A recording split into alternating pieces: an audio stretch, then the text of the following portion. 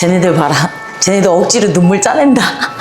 지금 와서 생각하면 아주 잘 끝났죠. 너무 좋았어요. 그게 좀 쉽지 않다라는 거를 아는 사람으로서 너무 고맙고 미안하기도 하고, 아 이거 진짠가? 왜냐면 너무 힘들었잖아요.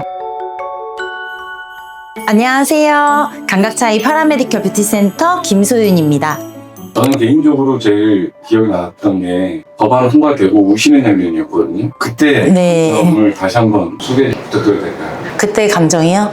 제가 이제 생각보다 눈물이 없어요. 웬만한 일에 이 타격감이 별로 없다고 해야 될까? 그래서 스스로도 나 진짜 감정도 풍부하고 남의 입장도 먼저 생각할 줄도 알고, 그런데 눈물이 이제 점점 없어지는 거예요. 누가 뭘 해도 타격감도 없고 막 크게 슬프지도 않고, 그런데 정말 제가 예상치 못하게 그날은 눈물이 터지더라고요.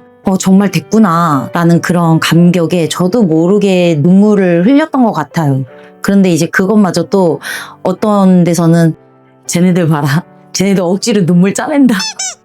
막 이런 얘기도 하고 그러더라고요. 근데 그때 당시에 저뿐만 아니라 우리 임원들도 아마 믿기지 않는 순간이었던 것 같아요. 눈앞에서 통과된 걸 보면서도 이거 진짠가? 라는 생각이 있잖아요. 그래서 어리둥절하면서도 진짜라고 이제 그 전광판에 딱 보여지는 순간 눈물이 왈칵 쏟아졌죠. 지금도 왜 그러지? 막 뭔가 그때 감정이 충분히 느끼지 못했던 감정이 이입되면서 울컥하는 그런 감정이 또 살짝 느껴지네요, 지금.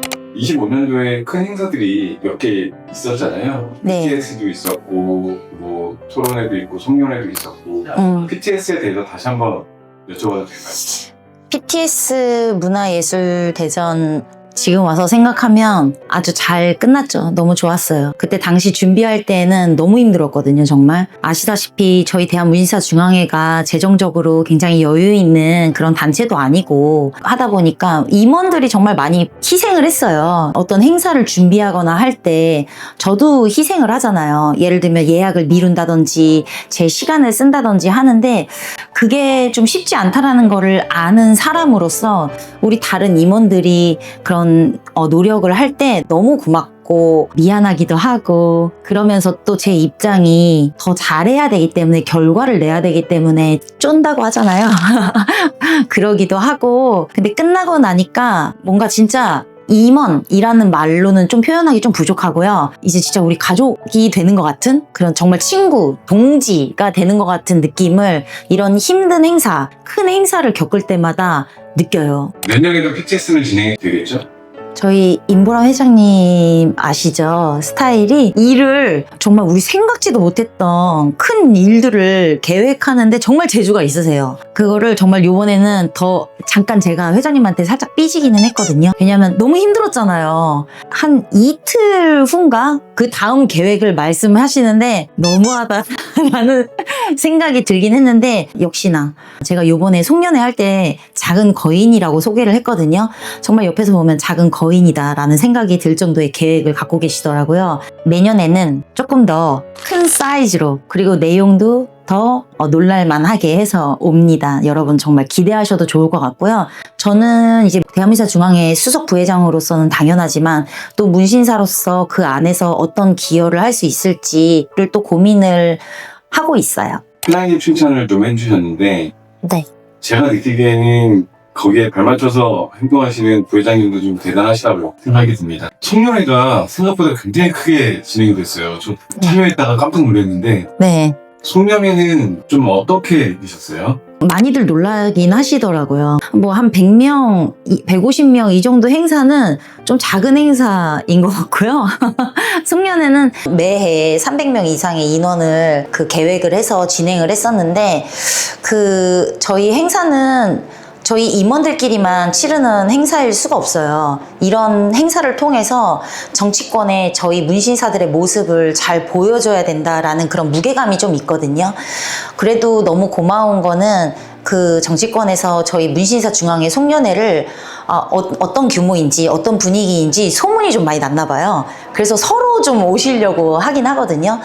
예전에는 한 3년 전인가 그때는 국회의원 중에서도 저희 문신사법안은 보건복지 소위에서 이제 다루잖아요. 보건복지 소위에 여야 간사님들이 다 참석을 한 자리에 했었단 말이죠. 그 모습 자체가 문신사들에게 그리고 아주 커다란 메시지를 주는 거거든요. 왜냐면은 우리 문신사법을 다루는 소위에 의원들이 한 자리에 있다라는 거는 그만큼 지지를 한다라는 또 어떤 반증 그런 될 수도 있기 때문에 큰 어떤 메시지가 된다라고 보고 저희는 꾸준히 그런 행사를 넘어서서 메시지를 주는데 노력을 했기 때문에 저희 행사가 조금 다른 송년회와는 좀 많이 차이가 있다라고 볼 수가 있죠. 이번에는 저는 개인적으로는 행사 중에서 가장 뜻깊었던, 특히 좀 기억에 남는 부분이 있기는 해요. 박주민 의원님이 임보람 회장님한테 표창을 수여한 것, 그거예요. 우리 대한문신사 중앙회가 임보람 회장님이고 임보람 회장님이 이제 대한문신사 중앙회잖아요. 그런데 그동안 고생했던 것, 결국에는 법제화를 이뤘던 것에 대해서 박주민 의원님께서 임보람 회장님께 표창을 수여를 해주셨거든요. 그 부분이 가장 의미 있었다라고 생각하는 거 첫 번째고,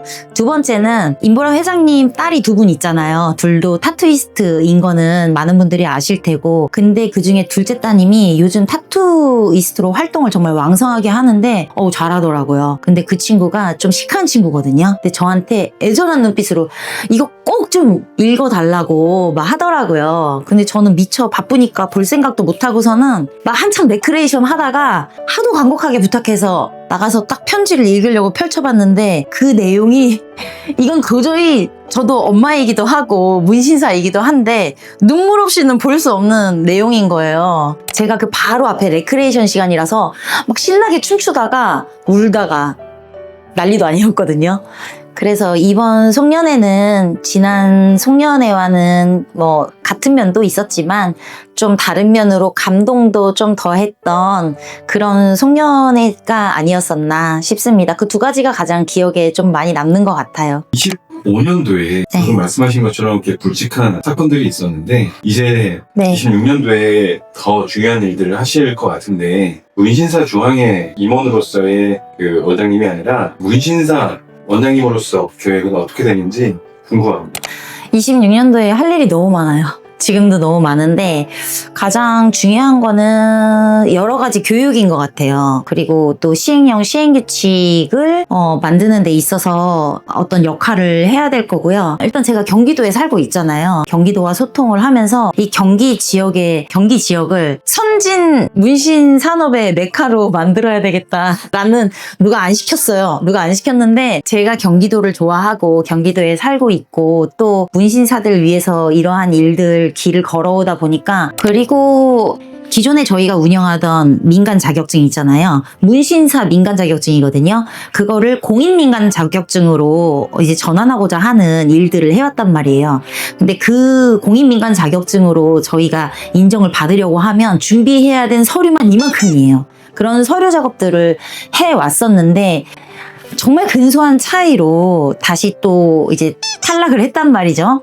그 이유는 뭐 가장 큰 게 사실 법제화가 안 됐다라는 이유죠. 근데 이제 법제화 통과됐잖아요. 그러니까 뭔가 보완할 부분은 보완하고 해서 2026년 4월쯤에 있을 공인민간 자격증 신청에서는 이번엔 진짜 성공을 목표로 한다라는 각오로 각기 계층의 전문가분들과 함께 작업을 하려고 해요. 아무래도 저희만 해서는 조금 부족한 부분이 있기 때문에 좀 더 전문적으로 이 일에 참여해 주실 수 있는 전문가분들을 많이 모셔서 이번에는 기필코 통과한다라는 목표로 계획을 세우고 있습니다. 지금 저희 대한문신사 중앙회에서 늘 계속 인재풀을 구성을 했었지만 이번에는 저희가 좀 대대적으로 공고를 냈어요. 아니나 다를까 정말 많은 분들이 지원해주고 계시고요. 숨어 계셨던 석 박사님들, 산업계 이 현장의 전문가로서 참여를 하고 싶은 많은 분들이 참여를 해주고 계시고, 저도 지금 지원서 작성 중에 있거든요. 이렇게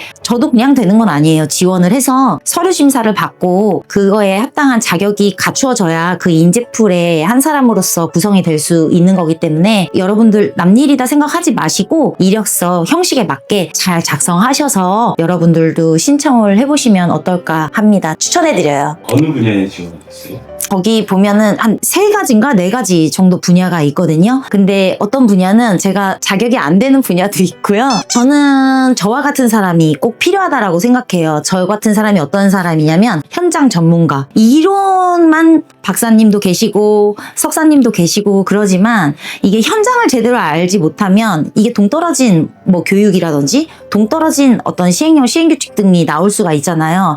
그 부분이 가장 우려되거든요. 그렇기 때문에 저도 정말 힘들게 바쁜 와중에도 보건학 석사 과정을 졸업을 했는데 현장에 대해서는 너무나 잘 아는데 학위가 없으신 분들이 좀 대부분이기 때문에 좀 아쉬운 부분이 크지만 저와 같은 현장을 잘 아는 사람들이 좀 많이 지원을 했으면 좋겠다라는 생각을 갖고 있습니다. 그래서 현장과 학문이 잘 만나서 제대로 된 인재풀을 구성하는 게 좋지 않겠나라고 생각을 합니다. 우리 문신사 여러분들 2025년 너무 고생하셨고요. 지난 시간 음지에서 활동하시느라 너무 고생 많으셨습니다.